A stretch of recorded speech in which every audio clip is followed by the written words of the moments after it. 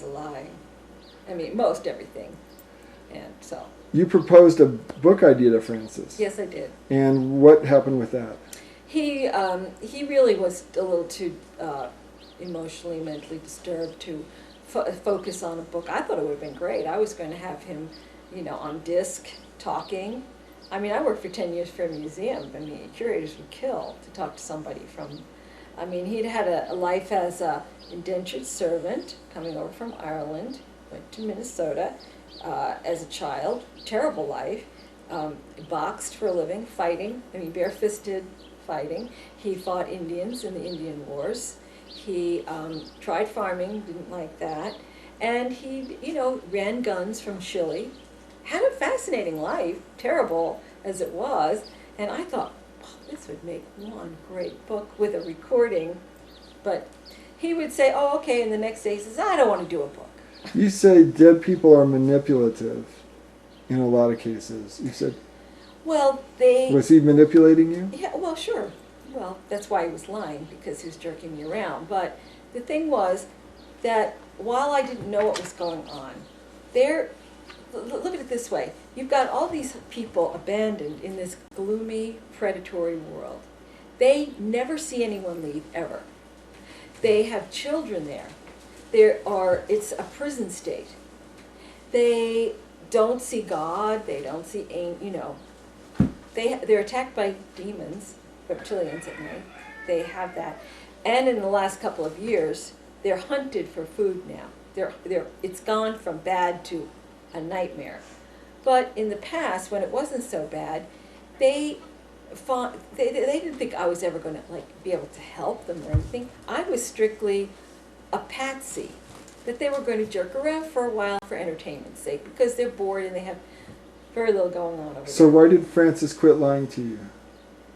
Because I found out what was really going on when he finally fessed up that it was him and his friends talking, and then I started reversing him. And then at first, I tried to get rid of him for months, and finally I said, well, let's start over again. Let's have a truce. And then he was amenable to that. He really wanted to. So asking for a truce really helped out. And the fact that he knew he couldn't lie anymore. What was life really like on the astral realm once he and his friends began sharing honestly with you, knowing that you had the reverse speech tool to find out whether or not they were lying to you? What did you begin to find out? They live pretty much like we do, except it's darker, more predatory. They have to make money. They do mostly by stealing, gambling. People steal constantly to get things. They're drug addicts there. I talked to Geraldine. She's a heroin addict. They get together and have orgies just because that's nothing much else to do. They try to get business deals going, which is usually kind of seedy stuff. I actually talked to, or he was supposed to have business dealings with a man who was part of the Manson family. TJ. It was TJ. That didn't pan out, but it's very dark. It's very gangs, street gangs. He would talk about the gangs are in the city tonight. It was just not a place you want to be. How did Francis's friends on the other side treat him? They mostly didn't like him. He wasn't very popular because he was a pain in the neck. And what became of them? They all went to the Pleiades.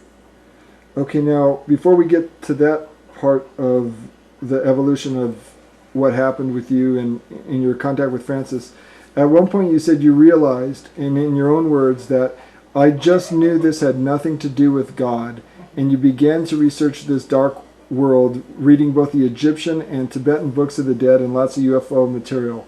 What did you discover during that period? Well, the Egyptian and the Tibetan books of the dead both talked about alligators and in this nether world, that could consume you. But it was, I think it was Raymond Fowler who had written a book, mostly did the Andreasen Affair books, and he had this statement that said, and I never forgot it, he said that it could be that the UFO death is the ultimate UFO abduction. I'll never forget that line. Then I also read it, Linda Howe talked about these underground bases and how they could take the soul container